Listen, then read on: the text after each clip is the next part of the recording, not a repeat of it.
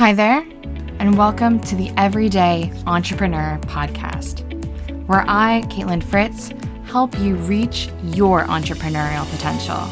Together, we can build your dream social impact business so that you can leave a legacy beyond your 9-to-5. Hello there, and welcome to this episode of Everyday Entrepreneurship. I'm so excited to have you here. The weather has finally turned in the UK, so it's a beautiful August day when I'm recording this. And welcome to any new listeners. My name is Kaitlin Fritz, and I'm thrilled to be here with you today. For some of those who may not know my journey, I had a very untraditional path to entrepreneurship, becoming an edtech founder in 2018 of a cultural education platform for children. I've had the highs, the lows, the failures, and everything in between you can expect in the founder journey. And then, oh yes, let's just sprinkle COVID on top. I'm interviewing someone today who I met quite early on. We were both part of a similar accelerator tech for good fund called Bethnal Green Ventures. And I actually sat in on her interview for the accelerator. And since then, I have been absolutely impressed with all the work she's done in her business and in her life. So today, I want to introduce you to Suzanne Noble. She's the co-founder of the Startup School for Seniors. Now, she's an award-winning entrepreneur. She's been supporting people over 50 turn their idea into a business. She shows that there is no wrong age to start a business, and all you need to do is spot opportunities. I would call her a serial entrepreneur, but she calls herself a serial business builder. She's been recognized by The Guardian, Telegraph, BBC for her work with Startup School for Seniors. But guess what? She has been founding businesses since the 90s. She's absolutely incredible, vivacious, and the work she is doing is absolutely changing the startup scene, making it more inclusive and accessible to people of all ages. So have a listen on some of the things we talk about here with Suzanne.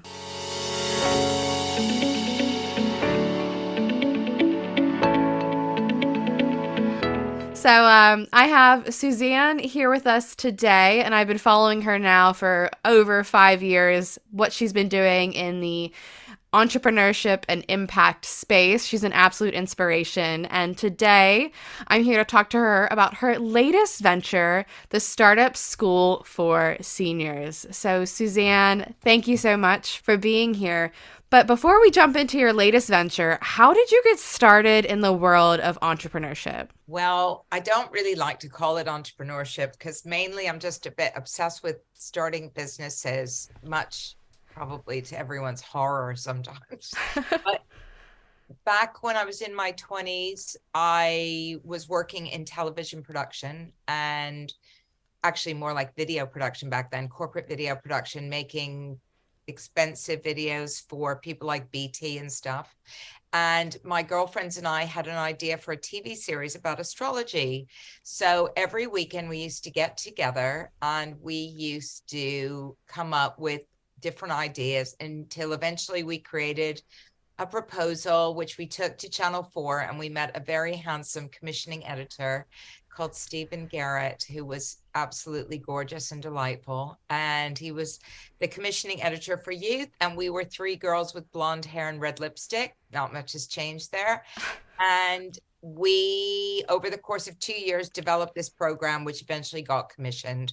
And I went off to left my job, produced that program. And after that, I never went back into being employed by anyone. And then I was asked to join my then husband's PR agency, and we built that up to quite a decent sized business. And then I set up a baby sling company when I couldn't find one that I liked. And I created a range of sex education videos for adults when I thought what was existing in the market was crap and I wanted to make it better. And I did a home sharing platform, a daily deals aggregator. I just, yeah. Serial entrepreneur, even though you don't like the word. Serial business builder. Yeah, business builder. Let's just call it that. Business builder. That's a good word. Yeah. So then you have this eye for spotting opportunities. What kind of gives you the gumption to actually act on them? Because I feel like everyone can kind of see things that maybe aren't right with the world, but you go out and you produce change, whether it works or it doesn't. How did that come to be? I suspect there's a few things. One is that we now live in a time where we can pretty much build stuff almost for free. We can start things off with just the tools that are out there. Google Forms, SurveyMonkey, Google, just website builders, Squarespace, Wix, WordPress, whatever you want.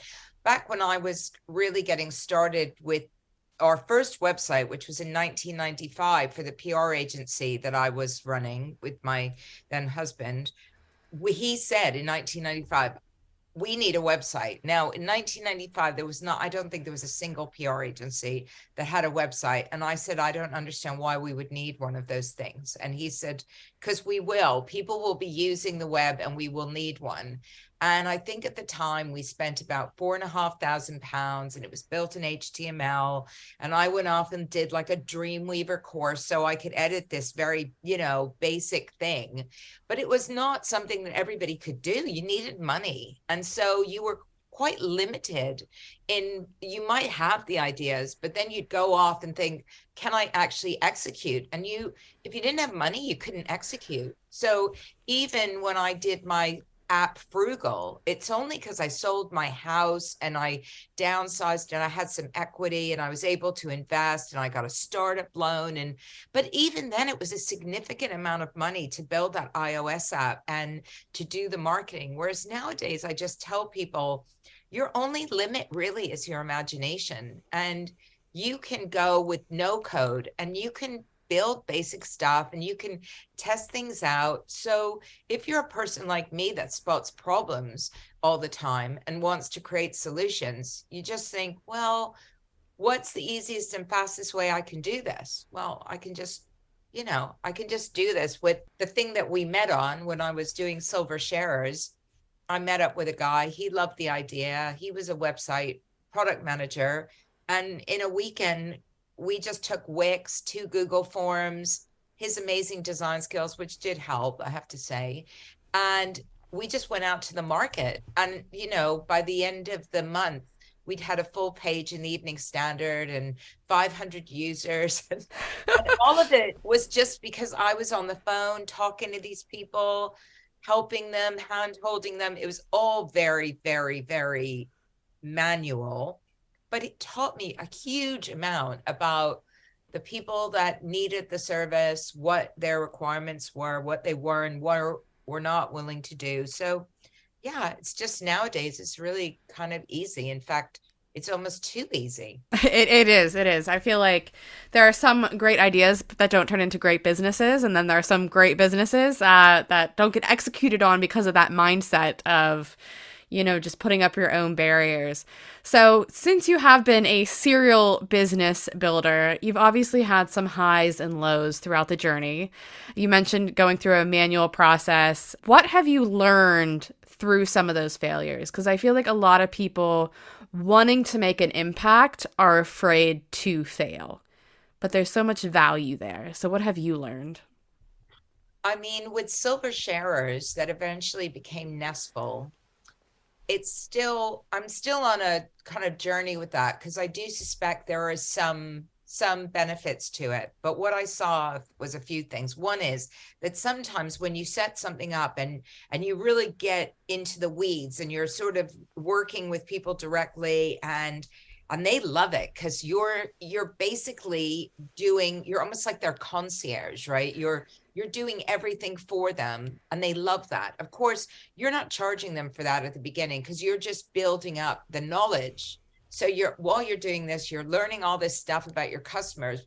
What I hadn't fully taken on board until we automated a lot of those processes is they didn't want us to.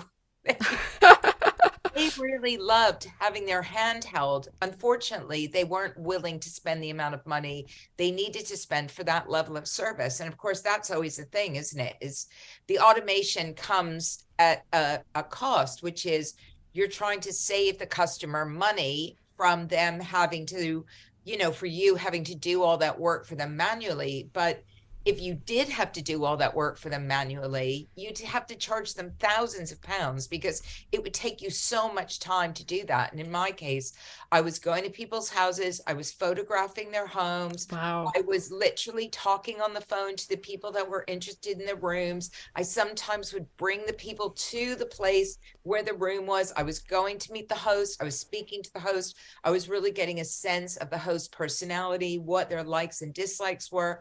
All of those things are, you can say that on a platform, but you can't really feel it, until you actually meet the person. And sometimes, if I'm really honest, I would think to myself, this is like arranging a marriage. These people are going to live with them. They're going to live with them for quite a significant period of time. You really have got to like somebody a lot. And I am essentially arranging this friendship relationship for them. And I don't know if it's going to work because this person seems kind of a little bit challenging. And of course, then I couldn't say anything because I was thinking, well, but they've got a room. I got to find them somebody. Yeah, there's always that supply demand. But no, I completely understand what it's like when you are your business in those early days. I can't believe you were photographing. That's like Airbnb style right there. We were literally doing everything. And it was so fascinating. And people were going, we were getting great testimonials. People were saying, I love this. This is the most amazing service. You're so amazing. It's so wonderful what you're doing and all of that. But I thought this is unsustainable. And even my then partner, I found him a room, and a friend of mine as well, both of whom, found them amazing places off the back of speaking to all these people. And my partner at the time said, if I was going to pay for this, I'd need to pay you like £1,500 because the amount of work that you've done to find me this place. So, but nobody was going to pay that. So sometimes you have to look at, are these people, the people you think are your customers, are you giving them the service they want, or are you giving them the service you want them to have? In my case, we were delivering them what we thought they wanted, but as I discovered, what they really wanted was the old way, which was the you can do everything for me, I do nothing way. Yeah, and that's not sustainable as a business. No, it's not. So then, off the back of that, it feels like you had this spark of inspiration for Startup School for Seniors. How did this come to be? Because I think this is an amazing program. Maybe you can give a quick blurb about what you're doing and give us a little backstory. Yeah, I mean, it started actually in 2017. One of my startups called Frugal was invested in by a woman who had run a program helping new mothers start businesses mainly from home. So creating, monetizable Instagram channels and other things that they could do mainly from home.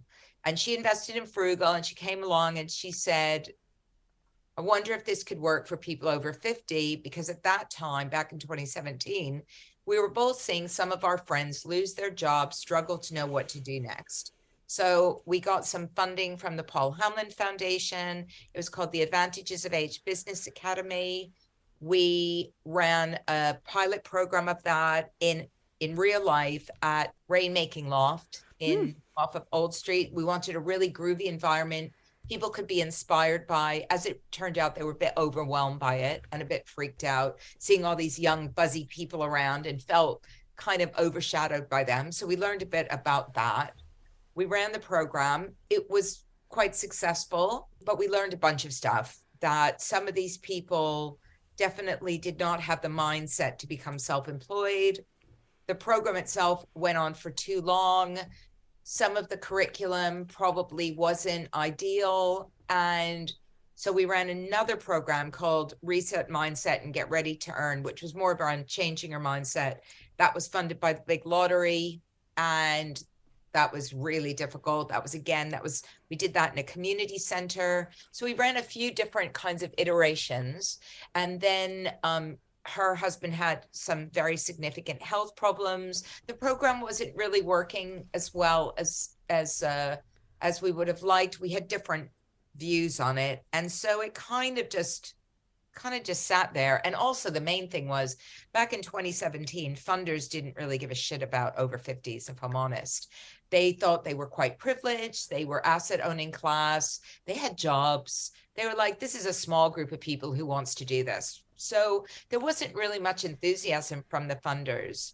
I was keen to continue with it, but not in the way that it was. And I always thought it had the potential to be online with differently.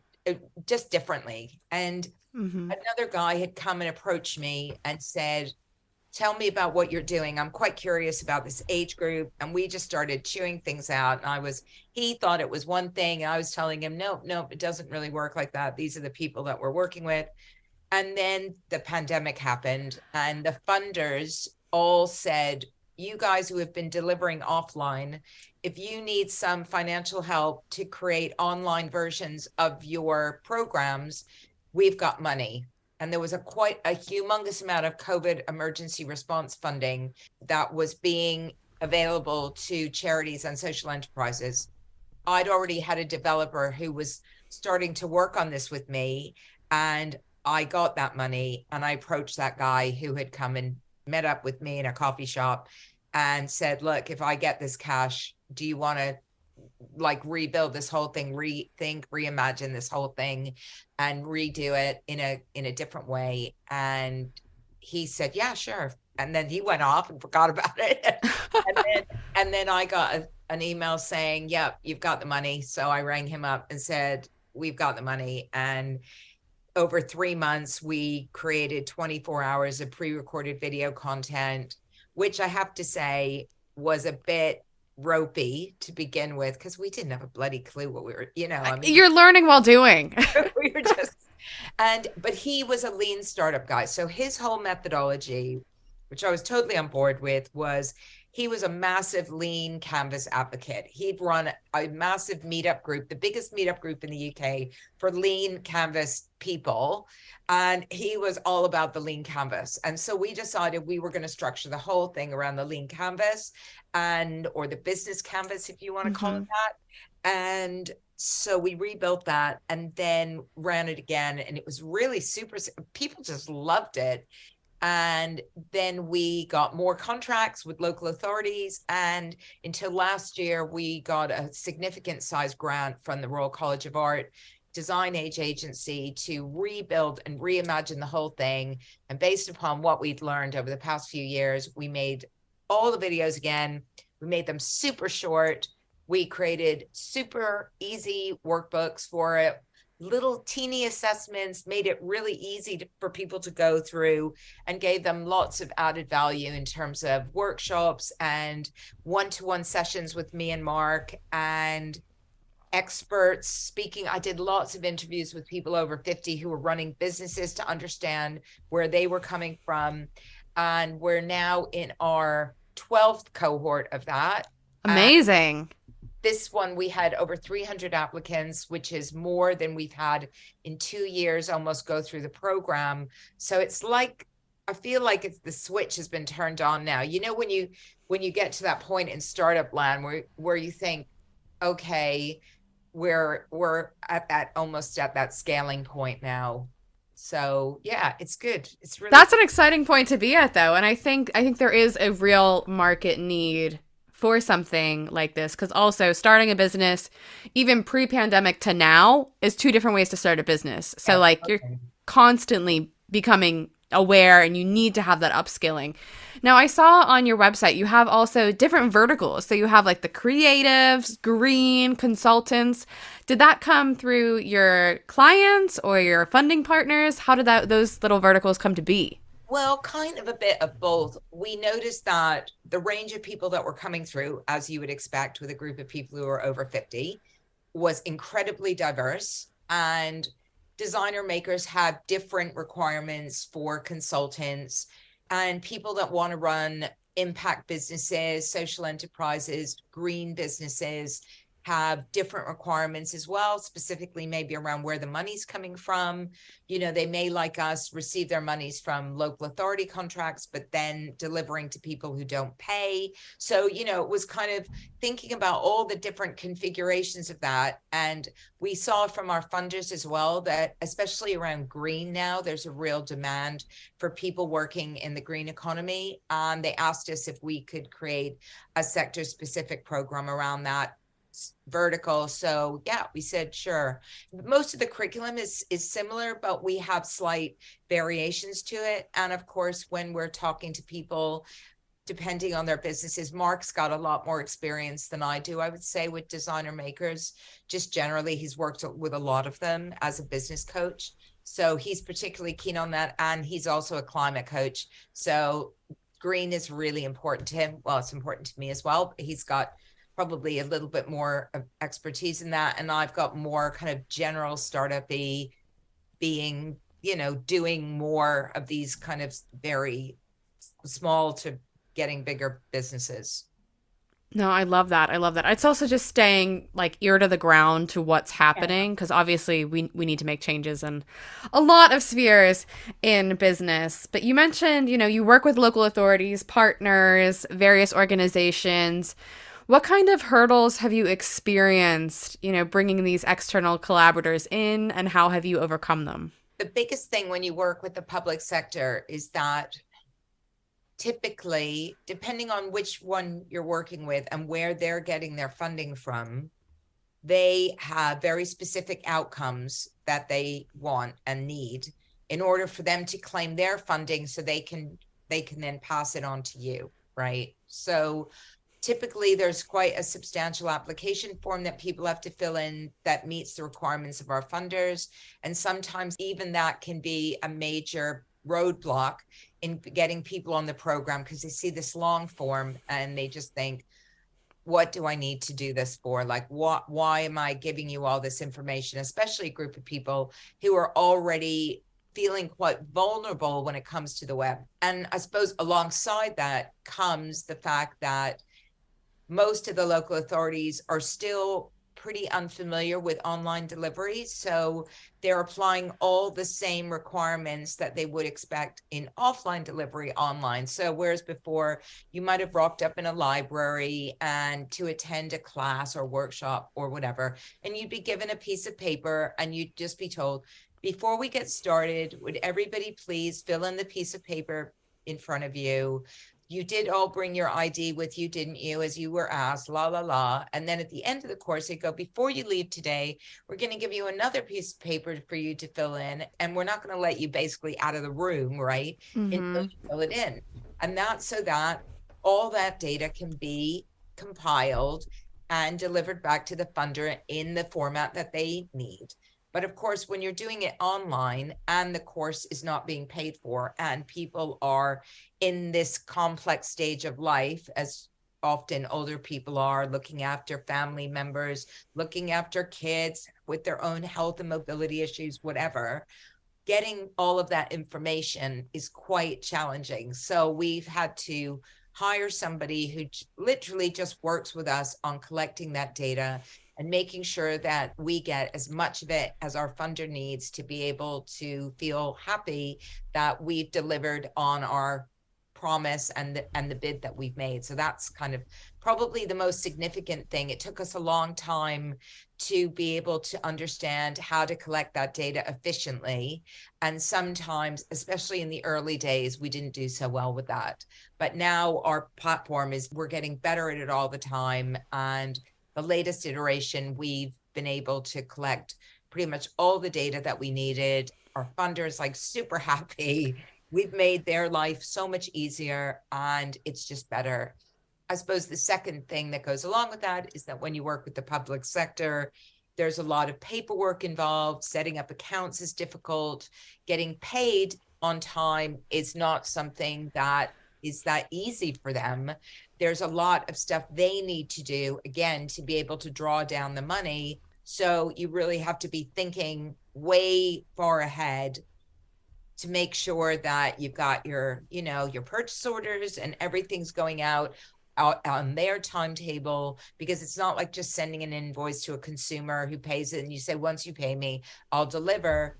Often you're delivering really sometimes without even having a contract fully signed, So there's a lot of trust involved, and there's a lot of understanding how the public sector works and how to work best with them so that they get the information in good time and we get what we need.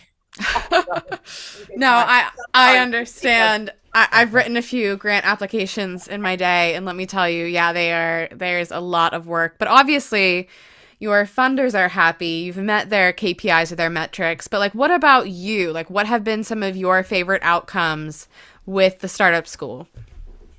The best thing is when people tell you, which they often do, that we've transformed their life, that we've filled them with confidence. And sometimes some of these people go off and they get full-time roles that they never thought they'd be able to get, having decided that they don't want to become self-employed. So they come on the course, we fill them with confidence, they realize all these amazing skills that they've got and their amazing value, and then they go back in and they interview for a job and they get it, and they just are really happy. So we've had some people who have gone back into the workplace and really happy that they were able to do that. And then some people for whom they just had this idea for a business, and now they're actually doing it and they're getting clients and it's all happening for them, and yeah, it's really rewarding to know that you've managed to change somebody's life. Oh, no, I mean, it has to be. I've seen your case studies online, and they are absolutely inspiring. Yeah. So I guess now, what does the future of the Startup School for Senior look like? Where does this go in the next 2-5 years? At the moment, we just on the verge of launching. It's available now and some people are buying it, but we're just launching this Go at Your Own Pace program, which is our completely self-directed version of the program, which is for us a way of creating an additional revenue stream that's outside of the public sector money and allows us to reach people who perhaps don't qualify for that funding, live in the States, live in other countries, they could live anywhere. So we're just finishing up that, adding all the different currencies so people can buy it in different prices. And so I'm really super excited about that because I think it's got loads of potential, and we know the curriculum works and we know that people are really enjoying it. And if they want to buy additional one-on-ones with us, they can do that. So that's exciting. We've had lots of inquiries from other countries who want it, and those conversations really haven't progressed much beyond, we're quite interested in this, let's have a chat. But it would be great if in the next few years we could, roll it out to a few other countries. That would be really great. And I think one of the things that Mark and I have learned is that we have to work out a way that we can move it past it always being about us, about us. I know that some people come on the program because of me or because of Mark or because of both of us. And I love that. And I think it's great, but that's not the most scalable business. And I also have recognized through this process my own value in what we offer, in that because I have the ability to spot businesses and because I have this humongous network, I often spend time just literally telling people businesses that they could have. So they may come with no idea, and I'll just say, like, what do you like to do? Like, what are you thinking about? And because they don't really know too much about the types of businesses out there. For instance, we've had quite a lot of older women from different cultures who want to start food businesses based upon their own culture. And so their immediate go-to in their head is, I might make prepared food and sell it to Sainsbury's. You're like, why don't we start with making some prepared food and seeing if you can get enough orders on a Friday night delivering locally in your area from your kitchen, and see if there's enough people who just think that the food that you're making and everything is good enough that you can make 20 trays of it and just sell 20 trays for 20 pounds and just make 400 pounds in an evening, right? Let's just see if you can do that. They're like, do people do that? And then I send them, of course, I send them loads of links. And then I tell my son, who is a massive foodie, and he sends me loads of links. And by the end of it, these people who didn't even know these were actual businesses that people operate are going, wow, I didn't even know this was like a thing, right? So yeah, because, if you're not in that world, you probably wouldn't. But I spend a lot of time doing that. And I think that's not totally what I'm being paid for. Just need to multiply your brain. Just scale your brain and your knowledge and your network. It's quite exhausting sometimes. I can imagine. So so we have social entrepreneurs listening. What piece of advice would you give them if they are starting out their journey? I suppose the biggest thing is around understanding how to measure impact, because it's really hard for startup people to understand that. And it's easier for us because we're online. So we have loads of data points. We can see when a person's logged into our platform, whether they've watched a video, whether they've, attended a one-on-one mentoring session, whether they've gone on a workshop. Like, we take all that attendance and we churn it and we turn it into very detailed reports, which our funders love because we're able to demonstrate impact. That's not always easy for social impact businesses, especially, if you are delivering in the real world and around things like mental health, for instance. It's like somebody may come to you severely depressed, and then you may go on a journey with them that takes like a year. Maybe it takes longer than a year, right? And somebody's going to be paying for that person to be going on that journey, and they need to be able to see the evidence that that person is improving. So understanding how you can demonstrate through evidence that what you're doing matters and makes an impact is probably the most important thing if you're going to start a social entrepreneurship or anything around that business. And it isn't always easy because it's not the first thing that you think about. You're like, but I'm helping them and they seem to be growing in confidence. They seem to be happier. Well, that's all well and good, but how are you going to evidence that? No, that's so true. That is so true. I think oftentimes it feels like an afterthought rather than baked into the process of your business. Yeah, for sure. So is there anything else you want to add? Yeah, I mean, I think the thing that I've learned, two main things that I've learned for anybody that is thinking about starting a business is, one is just do something. Just get it out of your head. Just do something. It's always that first step that people are most scared about, but as soon as you take it, you realize it's not that scary.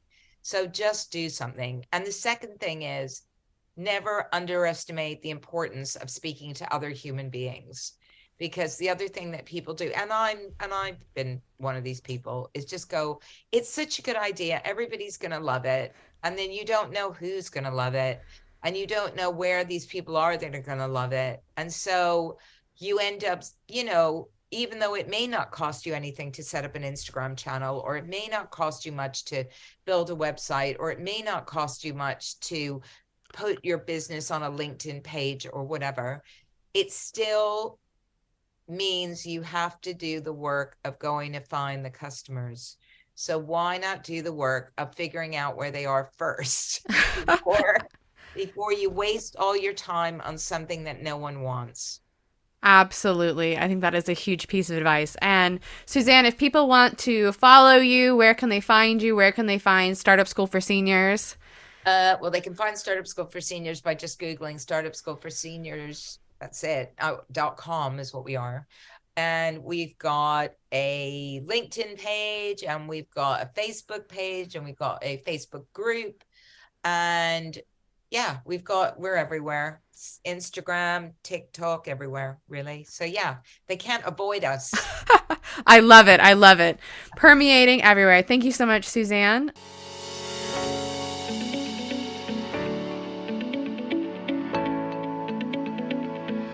What I love most about talking with Suzanne is her ability to spot an opportunity and take action. She is someone who does not hesitate to iterate a solution, whether that's, creating a website in the 90s to just hacking with Google Forms and no-code solutions to build something that costs no money. What I also really enjoyed about this interview is the fact that she is so real on her journey. She shares some of the hurdles she's faced from, building a product that you thought customers want versus what they actually need. She's talked about working with individuals who are often overlooked in the entrepreneurship space. And guess what? Those over the age of 40, I think, have been some of the best and most successful entrepreneurs to date. If you're interested in finding out more about the Startup School for Seniors, I know her next course launches this September. Thank you again, everyone, for listening in. I hope you got a laugh, some bits of inspiration from this interview today. And I'm really looking forward to sharing with you what we have coming up this month. We have reframing your mindset, as well as some of the best tools to build a business with no money. Thank you for joining me for this episode of Everyday Entrepreneurship. To stay tuned and most up to date, subscribe wherever you listen to podcasts. You can follow me, Kaitlin Fritz, on Instagram. And if you have any questions about building your business with impact, drop me an email with the link in the show notes. This podcast is produced by the great people at the Podcast Boutique.